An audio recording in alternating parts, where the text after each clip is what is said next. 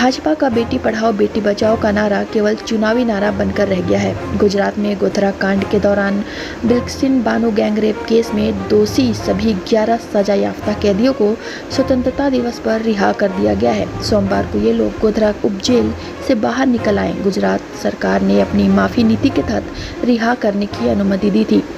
बताते चले कि गुजरात में 2002 में गोधरा कांड हुआ था। 3 मार्च 2002 को दाहोद जिले के रंधिकपुर गांव में बिल्किसन बानो के साथ गैंगरेप हुआ था और उसके परिवार के 7 सदस्यों की हत्या कर दी गई थी।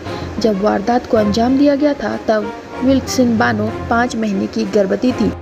सजा माफी रद्द करो, रद्द करो, रद्द करो। बिल्किस बानो के बलात्कारियों की सजा माफी रद्द करो, रद्द करो, रद्द करो। बेटी पढ़ाओ बेटी बढ़ाओ का नारा झूठ है, झूठ है, झूठ है। नरेंद्र मोदी जवाब दो, जवाब दो, जवाब दो। नारी सम्मान कैसा सम्मान जवाब दो, जवाब दो, जवाब दो। इनकलाब जिंदाबाद, जिंदाबाद, जिंदाबाद। एपवा जिंदाबाद, जिंदाबाद, जिंदाबाद। बिल्किसन बानो ये घटना 2002 की मालूमात होती है जो कि गुजरात में दंगा हुआ था। क्या कुछ मांगे हैं आपकी केंद्र सरकार से? मतलब बहुत विचित्र घटना है जहां एक तरफ देश में कानून पास हुआ हो कि बलात्कारियों को फांसी की सजा दी जाएगी, एक ऐसे देश में बलात्कारियों को सिर्फ इसलिए कि वो ब्राह्मण हैं और उनके संस्कार अच्छे हैं बोल करके उनको छोड़ दिया जाए। वो भी सिर्फ बलात्कारी नहीं, हत्यारे भी, और एक पूरी व्यवस्थित हत्या, क्योंकि दंगा जो होता है वो पूरे व्यवस्थित हत्या होता है।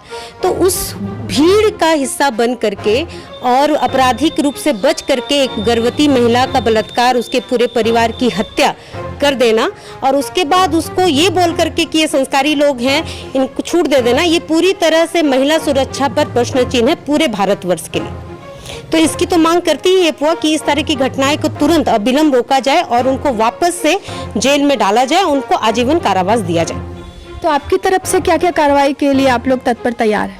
याचिका देखिए दायर हो गया है। जो हमारी महिला नेत्रियां हैं उन्होंने आज ही, उसमें बहुत सारी एमपीज भी हैं, पूर्व एमपी, अभी की कुछ एमपीज महिला हैं जिन्होंने सुप्रीम कोर्ट में याचिका इसके खिलाफ ऑलरेडी दायर कर दिया है।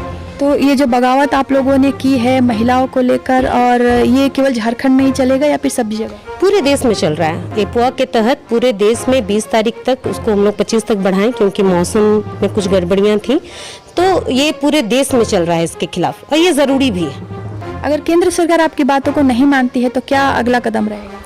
देखिए, केंद्र सरकार बहुत सीधे सीधे किसी भी चीज को नहीं मान रही है। वो 3 कृषि कानून को भी नहीं मान रही थी तो आंदोलन करना पड़ा। ठीक उसी तरह अगर इसको भी नहीं मानेगी तो बशर्ते सड़क पे उतरना छोड़ करके और हमारे पास कोई रास्ता नहीं। चूंकि एक महिला होने के नाते महिलाओं पे जिस तरह से शुरू से ही लेकर अभी तक जिस तरह से अन्याय होता आ रहा है, तो एक महिला होने के नाते अगला कदम तो सबसे पहले आपका यही बनता है। बिल्कुल। देखिए, सबसे पहली बात ये है ना कि जब हम लोग ऐसे सिर्फ महिला नहीं, माँ भी समझिए, हमारी बच्चियां हैं वो पढ़ने जाती हैं, बाहर जा रही हैं, ठीक है, एक पुरुष सत्तात्मक समाज में वो पढ़ेंगी बढ़ेंगी और हम ये कल्पना कर रहे हैं कि वो आगे जाएंगी। और इस सोच के साथ हम अपनी बेटियों को कहाँ तक ले जा सकेंगे अगर सत्ता पक्ष का इस तरह का सोच हो कि बलात्कारियों को इस तरह से छूट दे। अगला क्या कहना चाहेंगे आप सरकार को? देखिए, सरकार से तो ऐसे भी मेरी बहुत बड़ी उम्मीद नहीं है, इसलिए नहीं है क्योंकि जिस दिन 15 अगस्त के दिन ही, जिस दिन प्रधानमंत्री लाल किले पे चढ़ के महिला सम्मान की बात कर रहे हों और उसी दिन उनका पहला शासित किया हुआ क्षेत्र गुजरात उनका अपना क्षेत्र है और उस क्षेत्र से 11 बलात्कारियों की सजा माफी की बात आती है, तो वो जो कितना खोखला भाषण है उसका या उनकी जो बातें वो कितनी खोखली है साफ नजर आ रहा है। तो प्रधानमंत्री से हमें कोई उम्मीद नहीं है। हमें उम्मीद है कि हम इस लोकतंत्र को जो बचाना चाह रहे हैं, इस पे भगवा का रंग चढ़ने से जो रोकना चाह रहे हैं, उस व्यवस्था को बचाए रखने के लिए हम ये उम्मीद कर रहे हैं पूरी व्यवस्था से, लोकतंत्र से, संविधान से, कि हमारी बेटियों को, हमारे देश की महिलाओं को सुरक्षा प्रदान हो और इस तरह के बलात्कारियों को तो सम्मानित करना सरासर गलत है। इस तरह की घटनाएं बंद हो। रांची में राजनीतिक दल से कितनी पार्टी आपको सपोर्ट करने के लिए तैयार है?